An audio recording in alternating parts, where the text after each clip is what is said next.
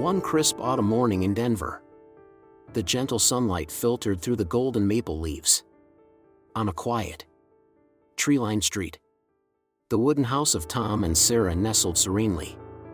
An oasis of calm. At the kitchen window, Tom sat silently with a cup of coffee in his hand.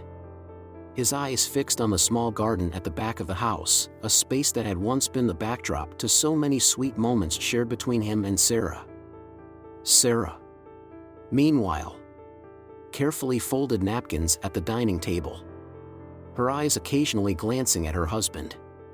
The fine wrinkles around her eyes deepened in the soft sunlight, a testament to years of joy and worry alike. She had just read an interesting story in a magazine and was eager to share it with Tom. But he seemed far away, lost in his own thoughts. "Tom, are you even listening to me?" Sarah asked, her voice steady but with a subtle undertone of disappointment. Tom started, as if abruptly awakened from a daydream. "Oh, sorry. What did you say?" Sarah paused for a moment, the silence stretching like a taut thread. She could feel the invisible distance between them growing more tangible. For weeks now, Sarah had sensed a change in Tom. Though they spent plenty of time together, an unfamiliar coldness and detachment lingered between them. The realization stung her deeply. In that quiet kitchen filled with sunlight and shadows, Sarah couldn't shake the feeling that, despite being physically close, their hearts seemed to be drifting apart. And that thought broke her heart. That evening, Tom announced that he was heading out to meet some old friends. The news took Sarah by surprise. Tom rarely went out at night, and in the past, he had always informed her of his plans well in advance. "Old friends? I don't recall you ever mentioning them," Sarah asked, trying to keep her tone calm and neutral. "Just a few people from back when I was still working. They invited me to a small gathering. I won't be out long," Tom replied without meeting Sarah's gaze, his hands busy adjusting the collar of his jacket. An unsettling feeling crept into Sarah's heart. She didn't want to press further, but a vague uneasiness gnawed at her. Tom stepped out of the house, leaving behind a void and a wave of doubt that surged through Sarah's mind. The next morning, while tidying up, Sarah stumbled across a card tucked away in one of Tom's drawers. It was an invitation to a birthday party for a woman named Annabelle.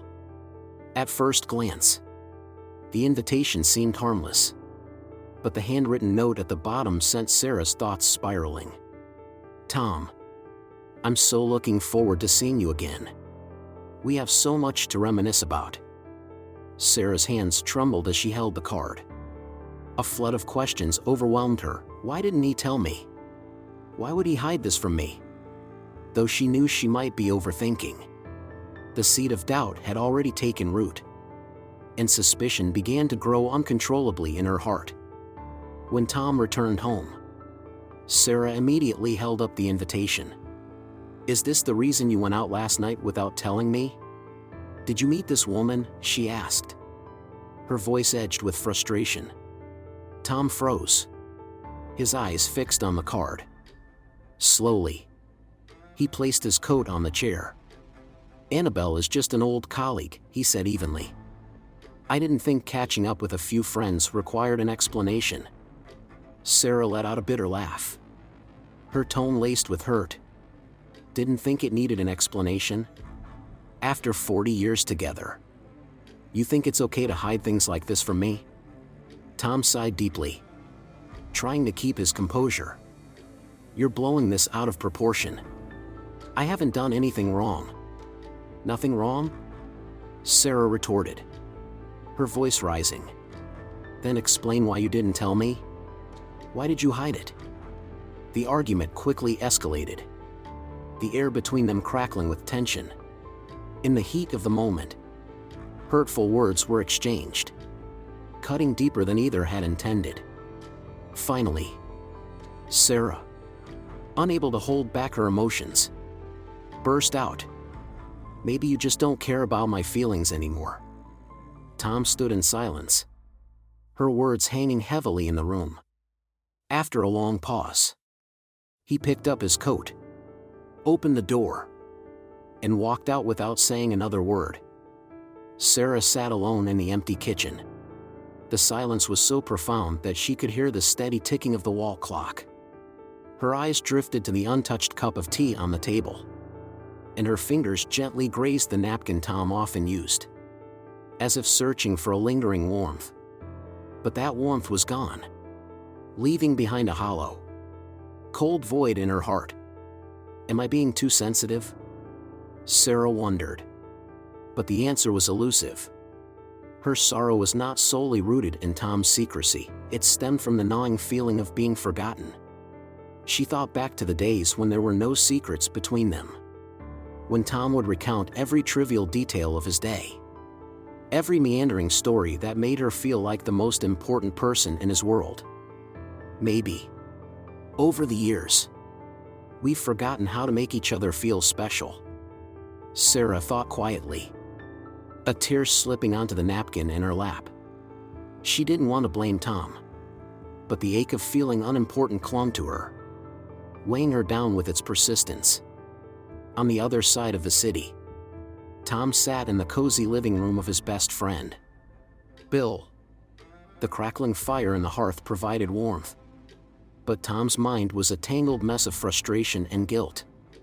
He rubbed his temples and let out a heavy sigh, his voice thick with confusion. "Bill, I don't understand Sarah anymore. I just wanted a little space for myself. But she blew it all out of proportion. I didn't do anything wrong. So why do I feel so damn guilty?" Bill, who had witnessed decades of Tom's marriage, sipped his tea and tilted his head thoughtfully. "Tom," he said after a moment, "have you ever stopped to consider that Sarah's anger isn't just about you meeting some old friends?" Tom furrowed his brow, his irritation rising. "I don't get it. I didn't do anything wrong. It was just a reunion with a few former colleagues." Setting his teacup down on the table, Bill fixed Tom with a knowing look. "Tom, women don't just want the truth. They want to feel valued. You might not have done anything wrong, but what Sarah needs is to feel like she still matters to you. Sometimes, even the smallest actions can make her feel sidelined." Tom fell silent, Bill's words hitting him like a mirror reflecting his own actions. He recalled Sarah's disappointed eyes as she held up the invitation, the tremor in her voice when she asked why he had hidden it from her. Part of him wanted to dismiss her feelings, to defend his actions as innocent, but another part whispered that Bill might be right. Sarah sat by the window, gazing out at the garden where the maple trees swayed in the autumn breeze. Memories of happier days flooded back. She remembered the Tom of years past, the man who would spend hours talking to make her laugh, who used to write little notes filled with simple yet heartfelt words. He's changed, she thought. But almost immediately, another voice in her mind countered, or have I changed? Am I expecting too much? Meanwhile, Tom stared into the flickering flames of the fireplace. Have I been thoughtless? He wondered. He thought back to the early years of their marriage, when they freely shared every feeling, every small joy or sorrow. Slowly, it dawned on him that somewhere along the way, he had stopped sharing his innermost thoughts with Sarah. It wasn't because he didn't love her, he thought she knew him so well that words weren't necessary anymore. But maybe, he realized, that silence had become the very chasm that now separated them. As night fell, neither Sarah nor Tom could sleep. In the kitchen, Sarah sat at the table, penning a short letter to Tom, unsure whether she should leave it for him to find. Across town, at Bill's house, Tom scribbled in his notebook, struggling to articulate emotions he barely understood himself. Both were lost in their own thoughts, but they shared one realization: their distance wasn't born of a lack of love, but a lack of communication and understanding. They loved each other, but they needed to relearn how to love each other in the right way. Though their hearts ached, their shared longing for reconciliation quietly burned beneath the surface, like embers waiting to reignite a flame. The next morning, Tom returned home. He wasn't sure if Sarah was still upset, but as he stepped inside, he saw her sitting by the window, her eyes red and swollen. He walked over and sat down beside her. "Sarah, I'm sorry," Tom began, his voice slow and deliberate. "I never meant to hurt you. I thought it was just a small thing. But now I realize I was wrong not to share it with you." Sarah remained silent for a moment before turning to look at her husband. "I wasn't completely right either. I overreacted. But Tom, I need you to understand that I need to feel valued. To know that we still share everything like we used to." They sat there together, listening to the rhythm of time and the sound of leaves falling outside the window. Tom gently placed his hand over hers, as if trying to erase the distance between them. "We've been together for 40 years. I don't want small misunderstandings to hurt what we have." The conversation stretched into the afternoon, as they shared things they had never told each other before.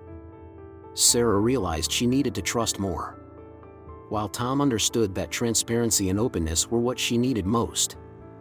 Toward the end of the day, Tom pulled out a small bouquet of wildflowers he had picked on his way home. "I'm sorry for making you feel sad. Let me make it up to you." Sarah smiled through her tears. "We'll be better together, because I want to spend the rest of our days loving and understanding you." In the end, Tom and Sarah found balance once again in their relationship. The small storms didn't drive them apart; instead, they brought them closer together. Sarah learned to trust, and Tom learned to share. Autumn in Denver continued its quiet cascade of golden leaves. In the small house, Tom and Sarah understood that love in their twilight years didn't need to be perfect; it needed listening, patience, and understanding.